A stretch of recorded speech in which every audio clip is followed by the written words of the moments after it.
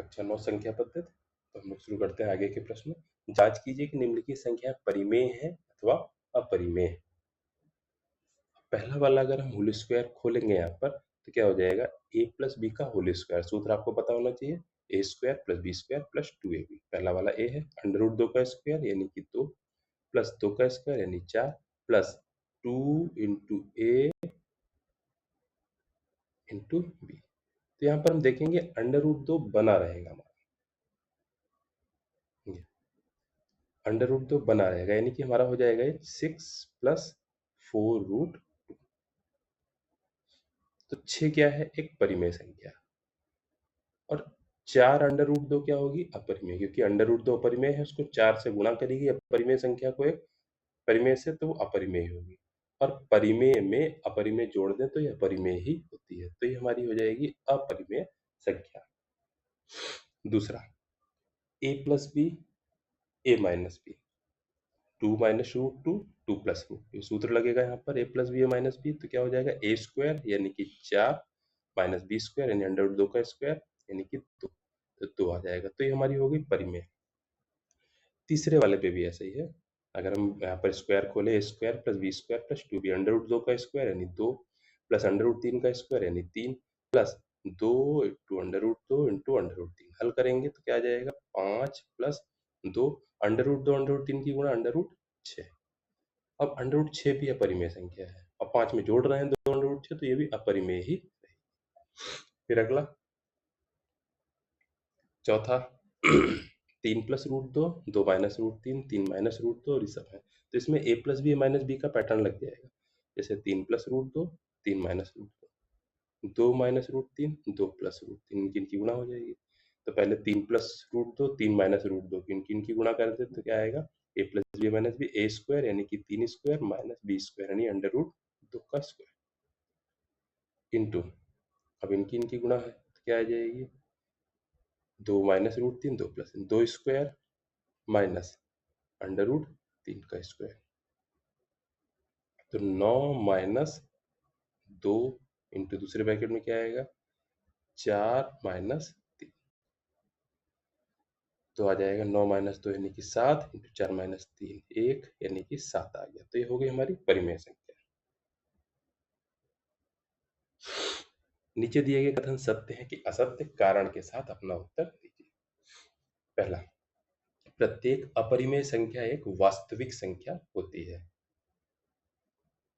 अब अपरिमेय संख्या, अपरिमेय संख्या अंडर रूट 2 है, अंडर रूट 3 है, या 1.010001 या 0001 एंड सो ऑन, ये सब बनाई थी हमने। तो यहाँ पर हम देख रहे हैं तो वास्तविक है, काल्पनिक संख्याएं अभी आप लोगों ने पढ़ी भी नहीं है, तो ये हमारा सत्य है, ट्रू। फिर संख्या रेखा का प्रत्येक बिंदु अंडर रूट m के रूप का होता है, जहां m एक प्राकृत संख्या है। देखिए, अगर यहाँ प्राकृत संख्या की बात ना करते, प्राकृत मतलब नेचुरल नंबर। नेचुरल नंबर हमारे क्या होते हैं, 1 2 3 4 5 6 ये सब। तो प्रत्येक बिंदु अंडर रूट m के रूप का होता है, यानी कि under root 1 under root 2 under root 3 under root 4 under root 5 under root 6 ऐसे रूप का होता है। तो ये बात यहाँ पर सही नहीं होगी, क्योंकि संख्या रेखा पर कोई बिंदु 1.1 भी हो सकता है, जो किसी का वर्गमूल नहीं बनेगा।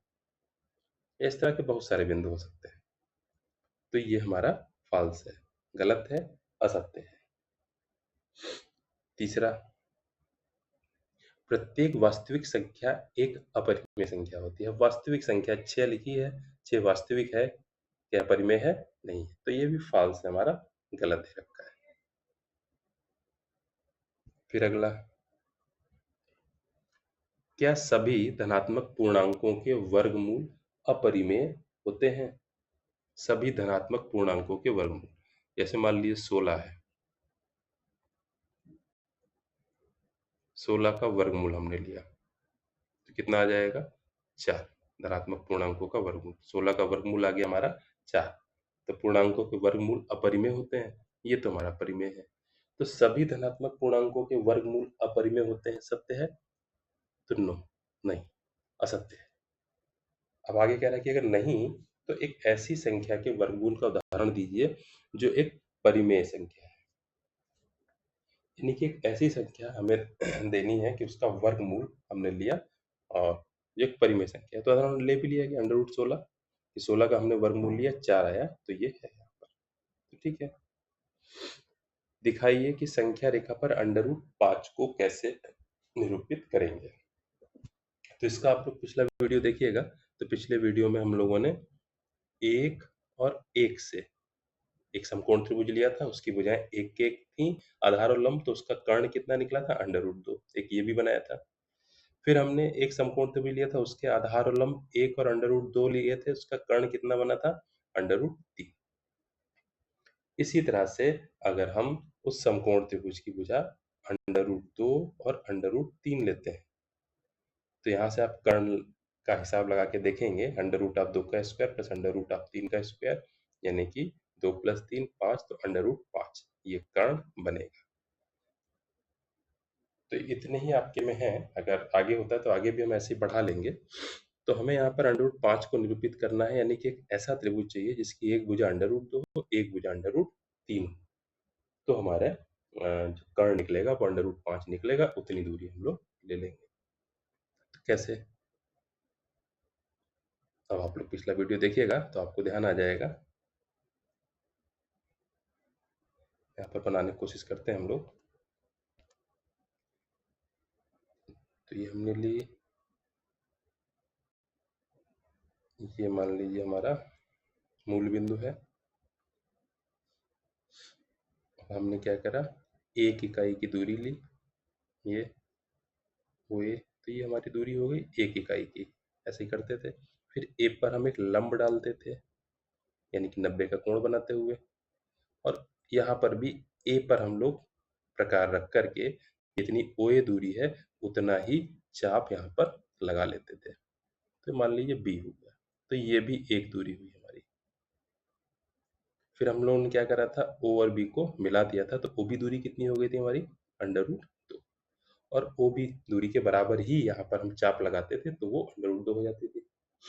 अब अंडर रूट 2 से हमें अंडर रूट 3 बनानी है, तो क्या करते थे, जो ओ बी रेखा है इस पर फिर से हमने लंब खींचा 90 डिग्री कोण बनाते हुए, और जो हमने दूरी ली थी OA, OA दूरी ली, और बी पर हमने केंद्र माना बिंदु बी को, और एक चाप लगाया, यानी कि इसको सी नाम डाल दिया, और ये दूरी 1 है। तो OC दूरी हो गई, BC दूरी हमारी 1 हो गई। तो एक समकोण त्रिभुज बना। इस समकोण त्रिभुज में अगर हमने OC मिला दिया, तो इस समकोण त्रिभुज OBC में एक भुजा अंडर रूट 2 हो गई, एक 1 हो गई, तो जो कर्ण निकलेगा हमारा कितना निकलता था, अंडर रूट 3। हम लोग क्या करेंगे, इस अंडर रूट 3 वाली भुजा पर भी, यानी जो भुजा OC है, इस OC भुजा पर हम एक लंब बनाएंगे इस तरह से, ये 90 का कोण, ठीक। और कितना हमें काटना है, अंडर रूट 2, यानी कि प्रकार में हम कितनी दूरी भरेंगे, O से लेकर के B तक की दूरी प्रकार में भरेंगे। फिर C को केंद्र मान करके अंडर रूट 2 का एक चाप लगाएंगे, इसको नाम हमने दे दिया मान लीजिए D। तो ये दूरी C से D तक अंडर रूट 2 हो गई, D और O को मिला दिया।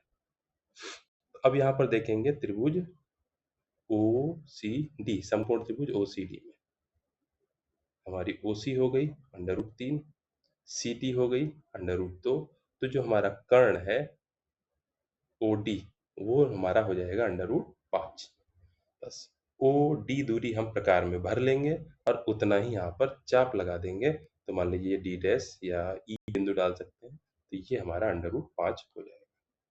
तो निरूपण हो गया, अंडर रूट 5 को कैसे निरूपित किया जा सकता है आप लोगों ने देखा।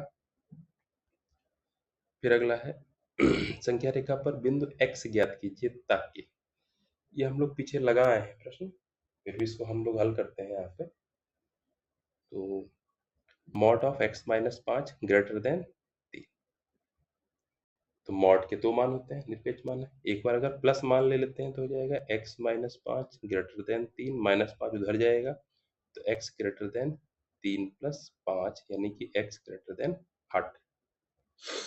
अब अगर माइनस में मान लेते हैं तो क्या होगा, तो माइनस निशान लग गया, minus x minus 5 greater than 3, minus से गुणा कर दें तो इनइक्वलिटी पलट जाएगी, तो हो जाएगा हमारा x माइनस 5 लेस देन -3।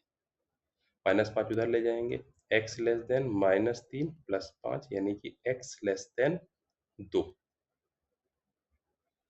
तो ये हमारा आया x लेस देन 2 यानी कि 2 से छोटा, और x ग्रेटर देन 8 यानी 8 से बड़ा।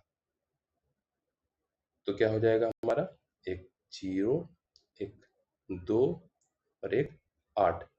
कौन कौन से बिंदु होंगे, 2 से छोटे, तो 2 से छोटे ये सारे बिंदु, और 8 से बड़े, 8 से बड़े सारे।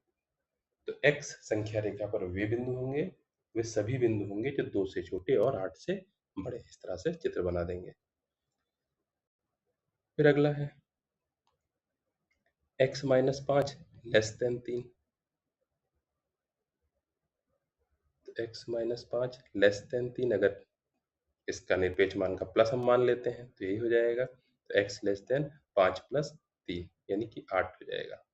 अगर निगेटिव मान लेते हैं तो minus x minus 5 less than 3, minus से गुणा कर दें तो x माइनस 5 ग्रेटर देन -3, -5 उधर ले जाएं, x ग्रेटर देन -3 प्लस 5 यानी कि x ग्रेटर देन 2। तो यहाँ पर क्या है, x का मान 2 से बड़ा और x का मान 8 से छोटा।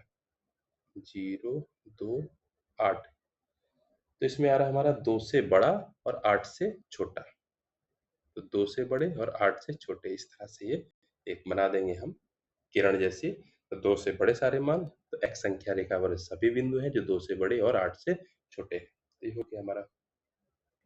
फिर तीसरा, x minus 5 equal to 3। Mod of x minus 5 equal to 3, plus मान लेंगे तो x माइनस 5 बराबर 3, तो x बराबर 3 प्लस 5 8। माइनस मान लेते हैं तो क्या होगा, minus of x minus 5 equal to 3।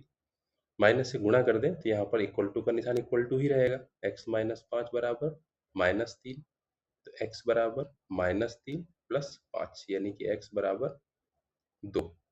तो x के दो मान निकले यहाँ पर 8 और 2। तो संख्या रेखा बनाना है 0, 2 और 8। तो एक 2 मान हो गया, एक 8 मान हो गया। तो संख्या रेखा पर x का मान 2 और 8 है। बस इतना लिखना है। अगला, mod of x less than equal to 5। इसको देखें, mod of x less than equal to 5। एक बार प्लस मान लेते हैं तो x less than equal to 5।